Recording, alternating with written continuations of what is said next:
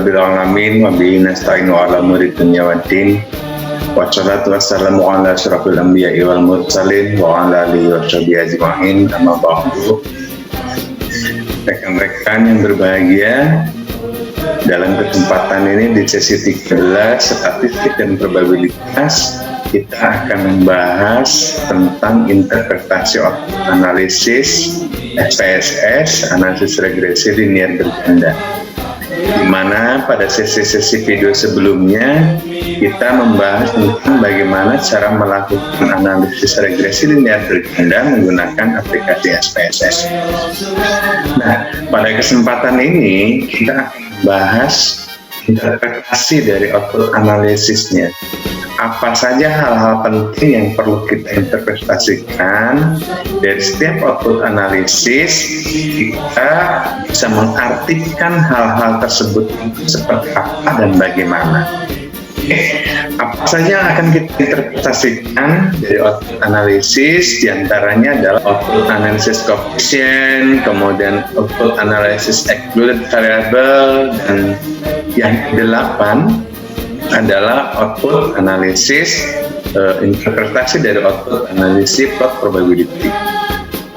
Ini ada 8 pembahasan, semoga bisa kita bahas secara keseluruhan, gitu ya.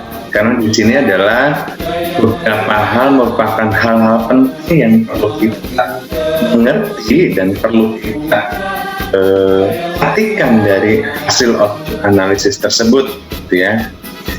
Baik, kita mulai satu persatu kita akan bahas. Nah, selanjutnya adalah pembahasan tentang interpretasi output analisis koefisien. Apa hal-hal penting yang harus kita interpretasikan pada output analisis koefisien? Ya, nah ini contoh output analisis koefisien hasil analisis regresi linear berganda menggunakan SPSS. Hasilnya adalah seperti ini. Maka apa saja yang harus kita interpretasikan secara garis besar? Ada 3. Pertama adalah nilai konstanta B sebagai penarikan kesimpulan model. Kemudian yang kedua adalah nilai X sebagai uji hipotesis, ya. Jadi pertama kita telah uji hipotesis menggunakan uji F, gitu ya, berdasarkan output analisis ANOVA. Di output analisis koefisien juga kita bisa uji hipotesis menggunakan nilai T hitung. Ini adalah nilai T hitung yang kemudian kita akan bandingkan nilai T hitung dengan tabel. Kemudian yang ketiga, dalam output analisis koefisien ini kita perlu menginterpretasikan nilai signifikansi ini, maksudnya nilai signifikansinya sebagai uji signifikansi variabel X pada model. Variabel X ini apakah signifikan atau tidak mempengaruhi variabel Y. Nah, itulah yang perlu diinterpretasikan. Nilai-nilai inilah yang perlu kita interpretasikan. Kemudian juga nilai T, nilai-nilai inilah yang harus kita interpretasikan. Kemudian nilai konstanta sebagai penarikan kesimpulan model. Nilai-nilai inilah yang perlu kita interpretasikan. Oke. Pertama di sini koefisien itu kita akan bahas tentang nilai konstan D sebagai penarikan kesimpulan model. Nah, di sini di output analisis kita dapat 3 model 1, model 2, dan model 3. Nah, di sini penarikan kesimpulan model yang model 1, penarikan kesimpulannya bagaimana? Maka ini pertama-tama kita jelaskan dulu simulasi modelnya.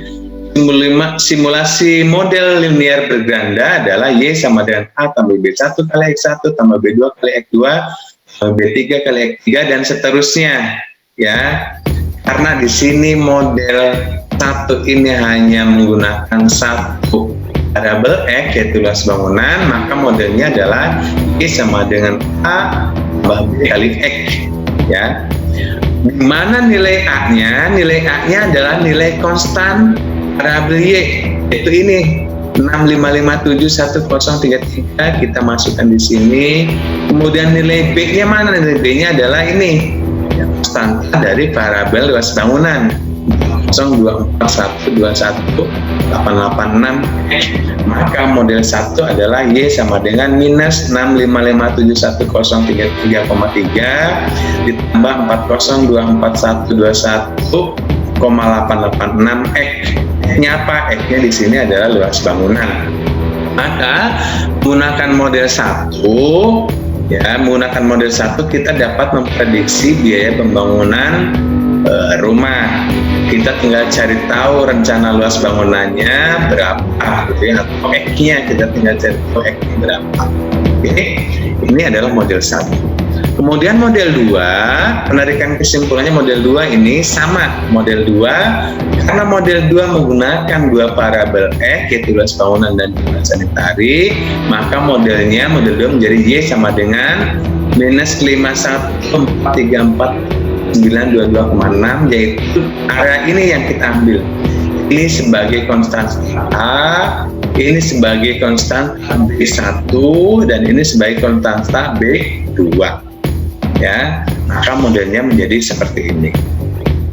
Jadi ini X1 dan ini X2. X1-nya apa? X1-nya adalah luas bangunan dan X2-nya adalah jumlah sanitari. Ya. Nah, di sini angkanya ada minus, ada negatif, ada positif. Ya, ini negatif, positif, negatif. Ini mengandung arti apa? Ini mempunyai kecenderungan menurun setiap penambahan luas bangunan, maka ini punya kecenderungan menurun. Kemudian ini luas bangunan semakin meningkat luas bangunannya, maka biaya pembangunan akan semakin tinggi. Setiap 1 meter persegi penambahan luas bangunan, maka peningkatan nilainya adalah sebesar ini. Ini maksudnya, ya. Kemudian jumlah sanitari. Nah, ini terjadi penurunan, ya, dengan banyaknya jumlah sanitari di sini mengalami penurunan. Semakin ditambahnya jumlah sanitari akan semakin menurun biayanya. Dengan menurunnya titik sanitari ini menurun sekian angkanya. Nah, ini maksudnya dari angka negatif dan angka positif. Nah, selanjutnya apakah ini realistis atau tidak? Contoh ini jumlah sanitari. Kenapa sanitari ini mempunyai nilai negatif gitu ya? Nah, karena tergantung data yang dimasukkan dalam analisis statistik. Jika ini tidak masuk akal, seharusnya ini tidak negatif, seharusnya positif. Nah, jika ini ragu, maka sebaiknya variabel sanitari dihapus, dibuang. Ya. Selanjutnya model 3. Model 3 karena ini menggunakan 3 variabel X yaitu luas bangunan, jumlah sanitari, dan luas lantai, maka modelnya jadi Y sama dengan A tambah B1 kali X1 tambah B2 kali X2 tambah B3 kali X3, atau seperti ini, model 3Y sama dengan minus 4873642,1, yaitu ambil dari angka ini. Kemudian nilai B1-nya ini kita ambil dari konstanta luas bangunan. Nilai B2-nya kita ambil dari konstanta jumlah sanitari. Kemudian nilai B3 ini kita ambil dari konstanta luas lantai. Sehingga menggunakan model 3 untuk memprediksi biaya pembangunan rumah adalah dengan rumus seperti ini. Ini adalah modelnya. Oke, ini adalah penarikan kesimpulan yang pertama pada output analisis koefisien, yaitu kesimpulan untuk penarikan model. Kemudian yang kedua adalah nilai T sebagai uji hipotesis. Nah, uji T sebagai dasar pengambilan keputusan apakah hipotesis diterima atau ditolak. Hipotesis dari analisis regresi linear berganda dalam contoh ini adalah bahwa biaya pembangunan atau Y akan dipengaruhi oleh luas bangunan 11 serta komponen-komponen bangunan mulai dari luas lantai dan lain-lain sebagainya. Uji hipotesis menggunakan uji T adalah membandingkan nilai T analisis atau T hitung dengan T tabel atau nilai baku T. T tabel dapat dihitung menggunakan rumus Excel. Nah, T tabel juga kita bisa gunakan, kita hitung bisa kita hitung menggunakan rumus Excel. Rumusnya adalah seperti ini. Nah, ini contoh screenshot ini kalau kita ketik di dalam Excel seperti ini, maka di bawahnya akan merespon seperti ini. Ada probability, degree of freedom, ya.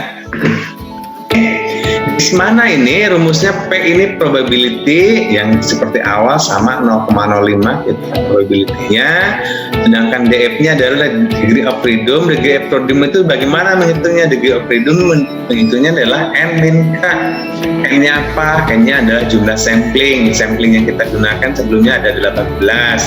Kemudian K-nya apa? K-nya adalah jumlah variabel, gitu ya. Maka untuk model pertama, ya, nilai DF-nya harusnya N min K, N-nya 18, kemudian K-nya variabelnya 1. Jadi di sini N min K berarti 17, gitu ya. Variabelnya 2 ya, variabel Y dan variabelnya 2, yaitu variabel Y dan variabel X. Ya, untuk model 1, maka nilai DF-nya menjadi 16. Nah, menghitung menggunakan Excel seperti ini probability-nya 0,05, kemudian ini DF-nya adalah 16, maka tabelnya adalah 2,11991. Sedangkan nilai tabel inilah yang akan dibandingkan dengan hitung. Nah, ini kita hitung dengan tadi nilai tabelnya adalah 2,11991. Kemudian berapa nilai T hitungnya? Nah, ini nilai T hitung model 1. Nilai T hitung model 1 adalah 34,227. Nah, maka 34,227 itu lebih besar dari 2,11991 atau T hitung lebih besar dari T tabel. Maka kesimpulannya adalah hipotesis diterima. Artinya benar bahwa biaya pembangunan atau Y akan dipengaruhi oleh loss bangunan, yaitu atau F. Begitu juga seterusnya, ya. Begitu seterusnya model 2 dan model 3, ya.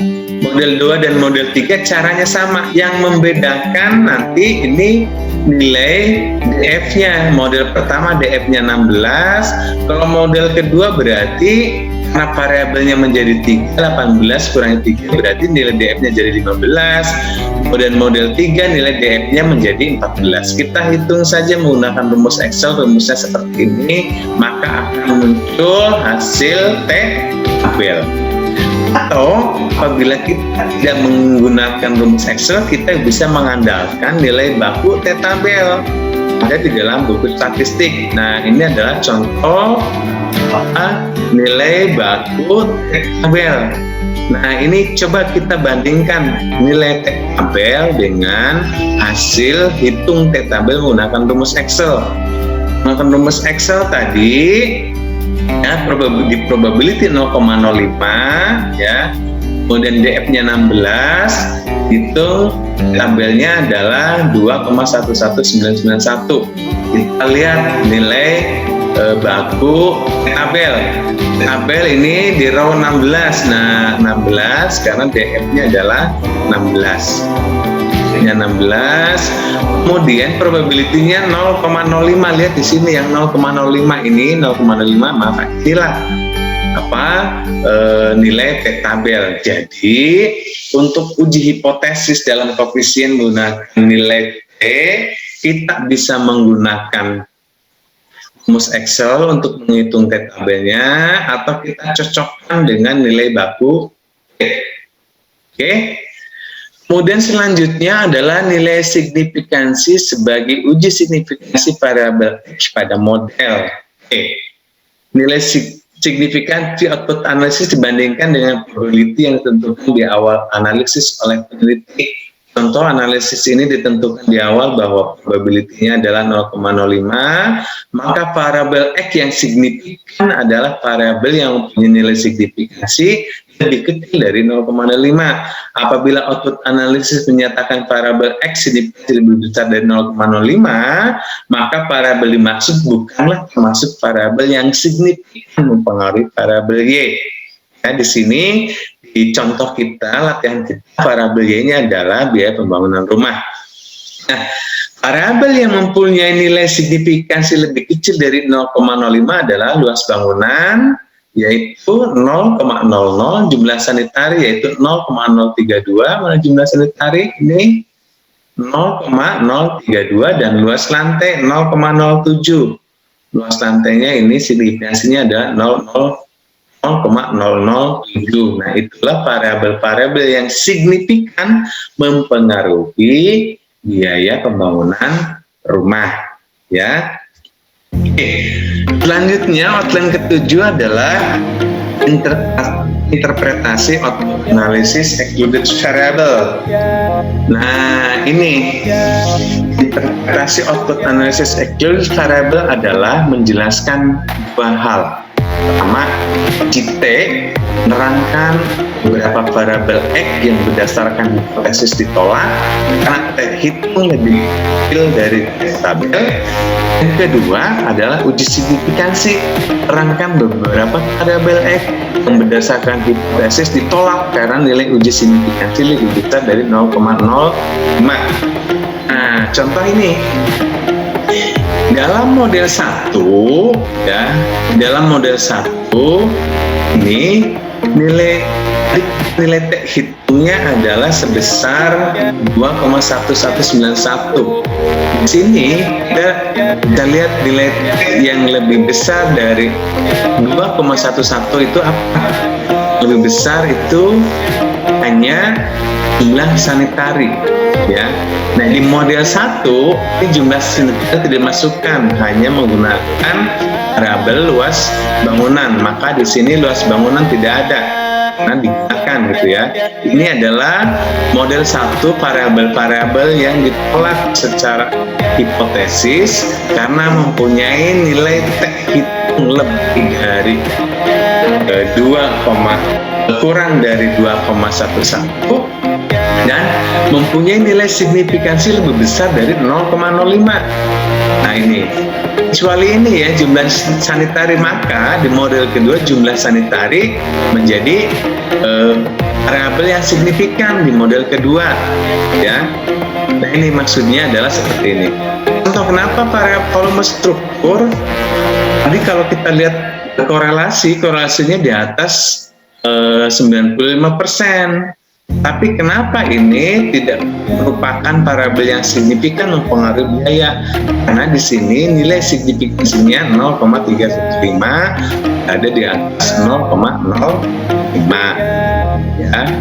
Nah, ini di model 1. Kemudian di model 2 sanitari menjadi masuk di model yang kedua, gitu ya. Setelah analisis pertama ini hanya menggunakan luas bangunan, kemudian model yang kedua karena jumlah sanitari masuk kategori ini nilai T hitungnya lebih besar dari 2,11, kemudian nilai signifikansinya lebih kecil dari 0,05, maka di model kedua dimasukkan. Kemudian setelah analisis model 2, luas lantai dimasukkan ke model 3. Kenapa? Karena di sini nilai T hitungnya lebih besar dari 2,11 dan nilai signifikansinya lebih kecil dari 0,05 karena di sini nilai signifikansinya 0,07. Ini analisis excluded variable ini untuk menerangkan kenapa variabel-variabel lain tidak dijadikan dasar sebagai model. Karena tidak, maksudnya variabel-variabel lain selain luas bangunan, jumlah sanitari dan luas lantai itu kenapa tidak signifikan? Nah, ini output analisisnya karena nilai signifikansinya ada lebih besar dari 0,05 serta nilai T hitungnya lebih kecil dari 2,1191, maka variabel-variabel ini secara hipotesis ditolak. Nah, ini maksudnya dari analysis included variables.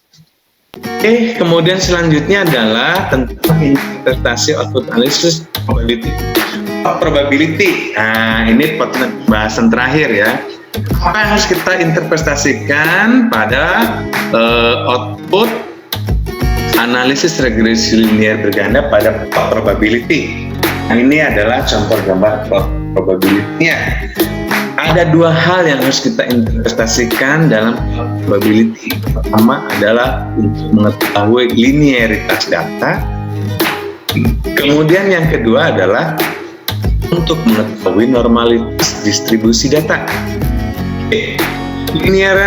Linearitas data selanjutnya terdiri dari dua, yaitu positif linear dan negatif linear.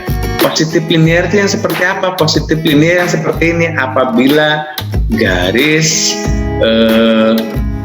probability itu membentuk garis diagonal dari kiri naik ke atas seperti ini, maka data yang kita analisis itu masuk ke kategori data linear. Dan dapat penyebaran data mengikut garis diagonal ini mengartikan linear positif. Tapi kalau terjadi sebaliknya, dari sini ke sini, dari kanan ke kiri atas, itu berarti linear negatif. Nah, contoh linear negatif adalah seperti ini gambarannya.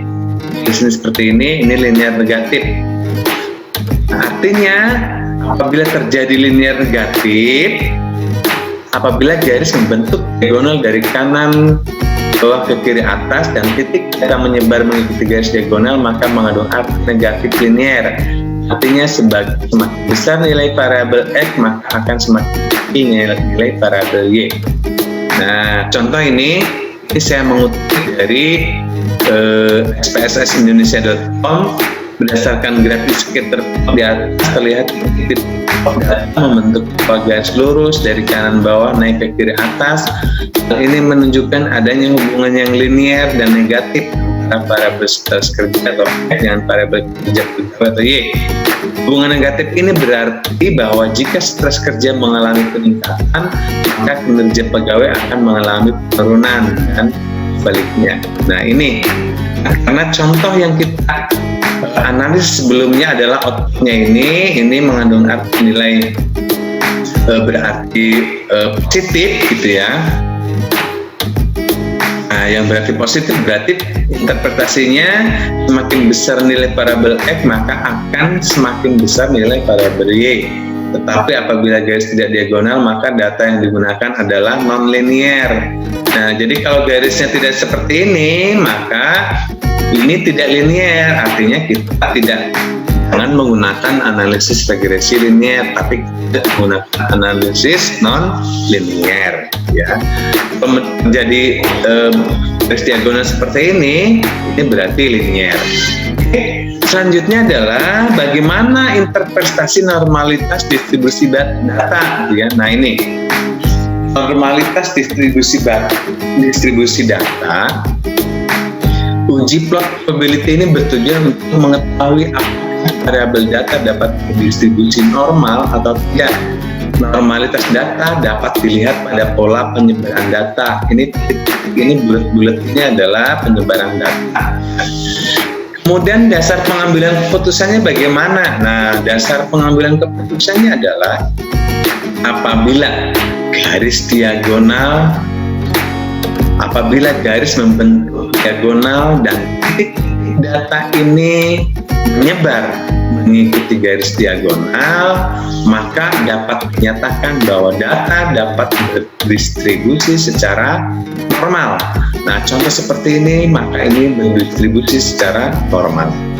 Kemudian dasar pengambilan keputusan yang kedua adalah apabila garis membentuk diagonal, misalkan garis ini tetap diagonal nih, artinya ini linear gitu ya.